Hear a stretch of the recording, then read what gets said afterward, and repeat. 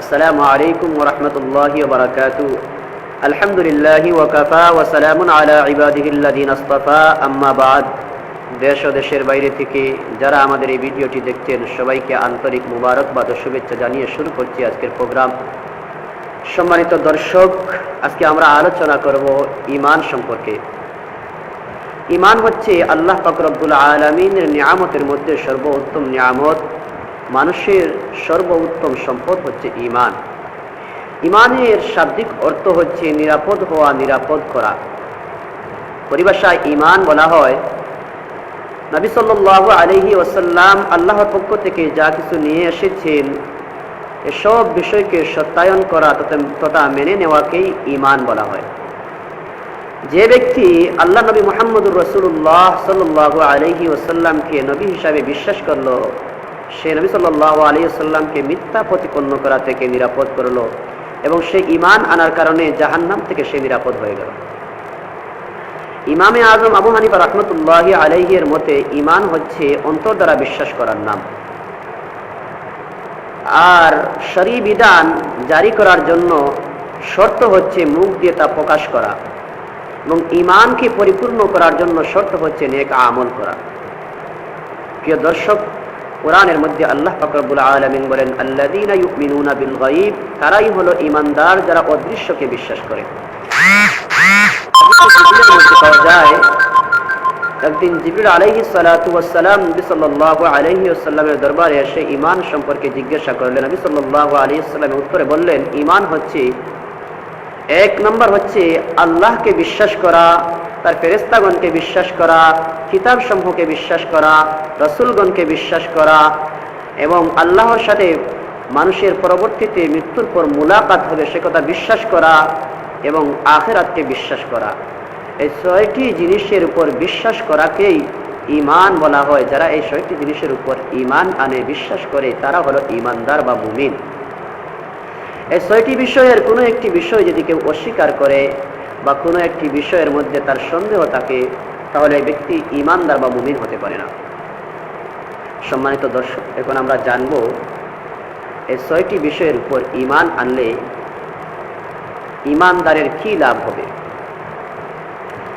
লাভ অনেক লাভ রয়েছে, তন্মধ্যে দুনিয়ার মধ্যে লাভ হচ্ছে যারা এই ছয়টি বিষয়ের উপর ঈমান আনবে, আল্লাহ পাক রব্বুল আলামিন তাদেরকে প্রশান্তি, সাকিনা নাজিল করবেন, তাদেরকে সাকিনা দান করবেন। হাদিসের মধ্যে পাওয়া যায় নবী মুহাম্মদুর রাসূলুল্লাহ সাল্লাল্লাহু আলাইহি ওয়াসাল্লাম বলেন, ততক্ষণ পর্যন্ত কিয়ামত সংঘটিত হবে না যতক্ষণ পর্যন্ত আল্লাহ আল্লাহ বলনেওয়ালা তথা ঈমানদার দুনিয়ার মধ্যে থাকবে, ততক্ষণ পর্যন্ত আল্লাহ পাক রব্বুল আলামিন দুনিয়াকে ধ্বংস করবেন না, কিয়ামত দিবেন না। সুবহানাল্লাহ, ঈমানদারের কত ফজিলত। কোরআনের মধ্যে আল্লাহ পাক রব্বুল আলামিন বলেন, ইন্নাল্লাযীনা আমানু ওয়া আমিলুস সালিহাত কানাত লাহুম জান্নাত, অর্থাৎ যারা ঈমান আনে, নেক আমল করে, আল্লাহ পাক রব্বুল আলামিন তাদেরকে দান করবেন জান্নাত। সুবহানাল্লাহ। হাদিসের মধ্যে পাওয়া যায় নবী সাল্লাল্লাহু আলাইহি ওয়াসাল্লাম বলেন, কোনো ব্যক্তি যদি সরিষার দানা পরিমাণ ঈমান নিয়ে দুনিয়া থেকে মৃত্যুবরণ করতে পারে, আল্লাহ পাক রব্বুল আলামিন তার ওই ঈমানের পরিবর্তে, বদৌলতে আল্লাহ পাক রব্বুল আলামিন এই দুনিয়ার মতো 10 দুনিয়ার মতো একটি জান্নাত তাকে দান করবেন। সুবহানাল্লাহ। প্রিয় দর্শক, আমরা ঈমানের অনেক ফজিলত এ সম্পর্কে আলোচনা করলাম, আরো অনেক ফজিলত রয়েছে, আমরা সংক্ষিপ্ত আকারে বলছি। এখন আমরা বলবো ঈমান নিয়ে দুনিয়া থেকে কিভাবে বিদায় হওয়া যায়, কি আমল করলে ঈমান সহকারে আমরা দুনিয়া থেকে বিদায় হতে পারবো। এ সম্পর্কে আমরা কয়েকটি আমলের কথা বলতে পারি।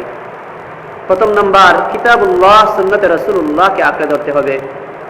দ্বিতীয়ত, নেককারদের সুহবতে যেতে হবে, অর্থাৎ নেককারদের মজলিসে যেতে হবে, তাদেরকে অনুসরণ করতে হবে। তৃতীয় নম্বর হচ্ছে নিয়মিত ইবাদত করতে হবে, অর্থাৎ রেগুলার ইবাদত করা, যদিও সামান্য হয়। চতুর্থ নম্বর হচ্ছে বেশি বেশি করে আল্লাহর জিকির তথা কালিমা পাঠ করা। পঞ্চম নম্বর হচ্ছে মিসওয়াক করা। ষষ্ঠ নম্বর হচ্ছে আল্লাহর কাছে দোয়া করা। এই আমলগুলো করলে আশা করা যায় ইনশাআল্লাহ আমরা ঈমানের সহিত মৃত্যুবরণ করতে পারবো। আল্লাহ পাক রব্বুল আলামিন আপনাদেরকে, আমাকে সকলকে এই বিষয়গুলোর উপর আমল করে খাঁটি ঈমান নিয়ে দুনিয়া থেকে বিদায় হওয়ার তৌফিক দান করুন। আমিন। ওয়া আখিরু দাওয়ানা আনিল হামদুলিল্লাহি রাব্বিল আলামিন। আসসালামু আলাইকুম ওয়া রাহমাতুল্লাহি ওয়া বারাকাতুহু।